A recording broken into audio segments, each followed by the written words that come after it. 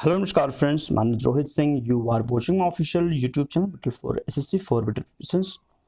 Target UP BEd प्रवेश परीक्षा 2021 के लिए हम लोग डेली हिंदी का प्रैक्टिस सेट करते हैं, जिसमें आपसे 25 क्वेश्चन पूछता हूं और आपको 12 क्वेश्चन एटलीस्ट सही करना होता है। ठीक है, आइए क्वेश्चंस को करते हैं।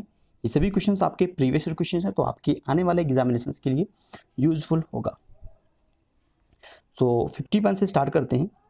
सूरदास की कौन सी रचना उनकी प्रसिद्धि का मूल कारण है?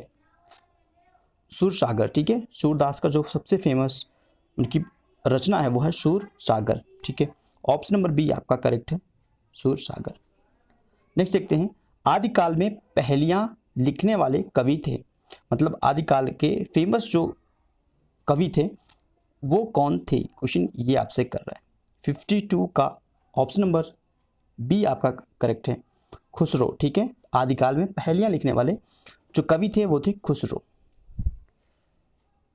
नेक्स्ट देखते हैं 53, दुल्हन गवाऊं मंगलाचार हम घर आए राजा राम भरतार। ये किनकी किसकी पंक्तियां हैं? किस कवि की ये पंक्ति है? ये पंक्ति है कबीर दास की। ऑप्शन नंबर बी आपका 53 का option number B Kabir Das correct है। चलिए नेक्स्ट देखते हैं, सेम रिपीटेड क्वेश्चंस। नाउ अब देखते हैं 54, बुंदेले हर बोलो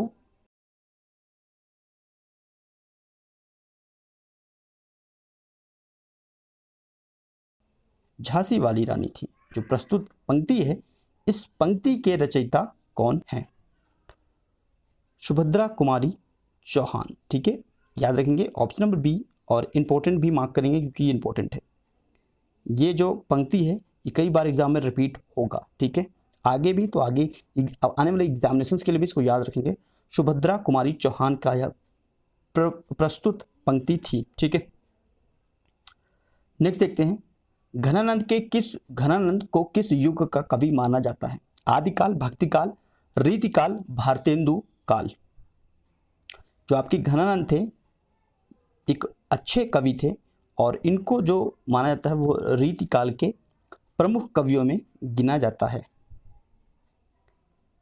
नेक्स्ट देखते हैं 56, अल्प प्राण ध्वनि का समूह कौन सा है?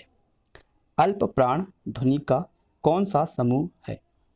देखिए, चा, जा और इया, ऑप्शन नंबर बी आपका, ये तीनों आपके अल्प प्राण ध्वनियों का समूह है। ठीक है, नेक्स्ट देखते हैं, संज्ञा का प्रकार नहीं है, तो कौन से इसमें संज्ञा का प्रकार नहीं है? व्यक्तिवाचक, जातिवाचक, देशवाचक, भाववाचक।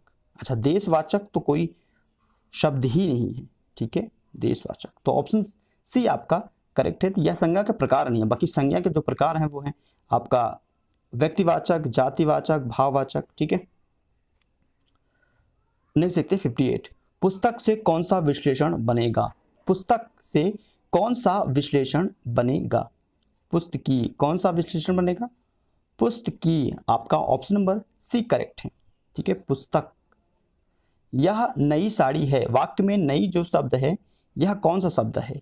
देखो, यह की बात होती तो यह सर्वनाम हो जाता, लेकिन यहां बात होती है नई की।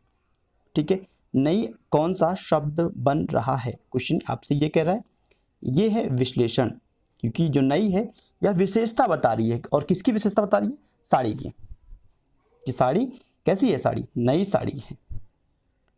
नेक्स्ट देखते हैं, श्याम धीरे धीरे चलता है, वाक्य में धीरे धीरे शब्द है। जो धीरे धीरे यह शब्द है यह आपका है क्रिया विश्लेषण, मतलब जो क्रिया की विशेषता बताता है।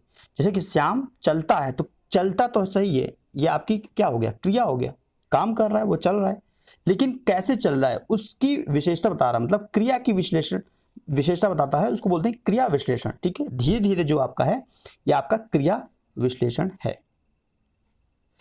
61 देखते हैं, व्यक्तिवाचक संज्ञा है। इसमें 4 ऑप्शन गिवन है, इसमें आपसे पूछ रहा है कि व्यक्तिवाचक संज्ञा कौन सा है? व्यक्तिवाचक संज्ञा कौन सा है बच्चे? ऑप्शन नंबर सी करेक्ट है। अब करेंगे संधि विच्छेद, और संधि विच्छेद आपके एग्जाम में है, इसको अच्छे से कंठस्थ करके आपको एग्जाम में जाना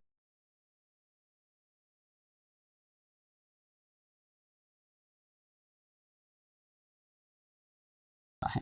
पवन, तो पो प्लस आन, ठीक है, पवन। ऑप्शन नंबर सी आपका करेक्ट है।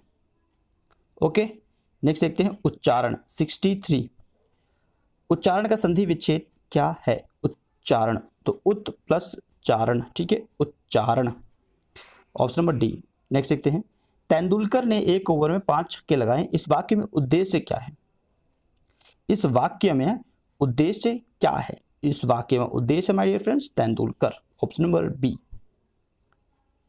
कन्यादान में कौन सा समास होता है? कन्यादान में कौन सा समास है? समास भी आपको याद तैयार करके जाना है, तत्पुरुष समास है। कौन सा समास है? तत्पुरुष समास, ऑप्शन नंबर सी। 65 का ऑप्शन नंबर सी करेक्ट है। नेक्स्ट देखते हैं 66। 2 अथवा 2 से अधिक शब्दों से मिलकर बने हुए नए सार्थक शब्दों को क्या कहते हैं?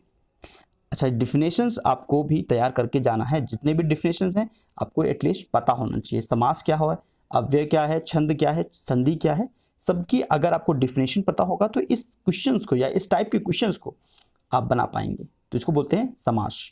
2 या 2 से अधिक शब्दों से मिलकर बने हुए नए सार्थक शब्द को क्या कहते हैं? समास।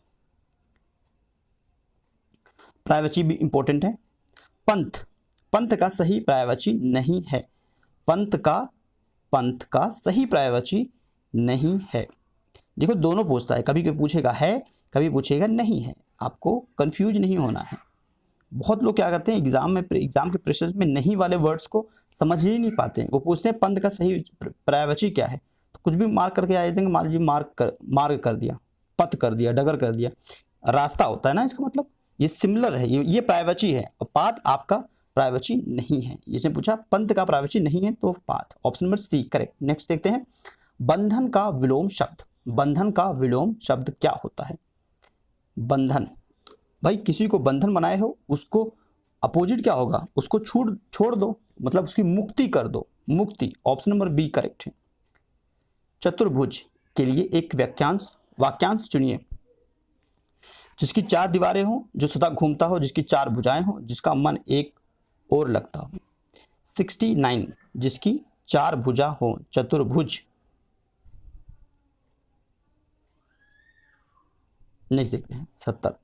बांझ के लिए सही वाक्यांश क्या है? बांझ, इसके लिए सही वाक्यांश है, भाई हम लोग को सबको पता है बांझ क्या होता है, जिसके संतान नहीं होता है, ठीक है, निसंतान स्त्री को हम लोग बांझ बोलते हैं। नेक्स्ट देखते हैं जो संविधान के अनुसार हो उसके लिए सही वाक्यांश बताइए। जो संविधान के अकॉर्डिंग हो उसको बोलते हैं संवैधानिक। क्या बोलते हैं माय डियर फ्रेंड्स? संवैधानिक, ठीक है, constitutional, option number B. Next देखते हैं कुम्हार का तत्सम शब्द, ये भी आपको तैयार करके जाना है, तत्सम तद्भव दोनों तैयार करके जाना है। कभी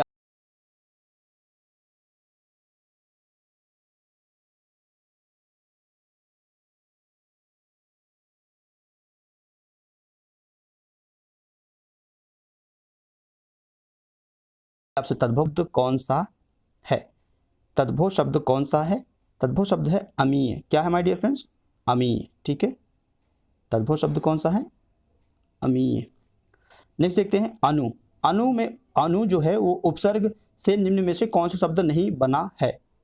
अनु, अनुराग, अनुकरण, अनुशील, आग्रह।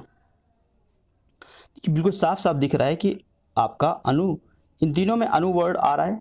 भाई उपसर्ग क्या होता है? जो आगे जुड़ता है। अनुराग, अनुकरण, अनुशीलन, आग्रह में अग्रज में कहाँ अनु का प्रयोग हो रहा है, ठीक है, तो ऑप्शन बी करेक्ट है। नेक्स्ट देखते हैं धनवंत में प्रत्यय, तो उपसर्ग और प्रत्यय दोनों तैयार करके जाना है। धनवंत में प्रत्यय इंपॉर्टेंट है, इसको याद कर लेना है, ठीक है। 75 का ऑप्शन नंबर बी, धनवंत, ऑप्शन नंबर बी आपका करेक्ट है, ठीक है। धनवंत में प्रत्यय क्या है? वंत। भाई उपसर्ग जो होता है जो किसी शब्द के आगे लगता है। कोई भी शब्द है, कोई भी मूल शब्द है, तो मूल शब्द के आगे लग जाएगा, उसको बोलते हैं उपसर्ग, ठीक है, उपसर्ग होता है। उपसर्ग जो होता है मूल शब्द होता है उसमें लगता है, और प्रत्यय जो होता है वो पीछे लगता है, ठीक है। आई होप आपको ये सब पता होगा। और अगर आपने 25 क्वेश्चन कंप्लीट कर चुके हैं तो आप बताएंगे कमेंट करके कि आपका कितना सही हुआ है, ठीक है। और चैनल पर पहली बार आते हैं, चैनल को सब्सक्राइब कर सकते हैं। आप लाइक भी कर सकते हैं, शेयर और कमेंट कर सकते हैं अपने मित्रों के साथ। Thank you for watching this video. Next video फिर से मिलते हैं, तब तक के लिए धन्यवाद फ्रेंड्स।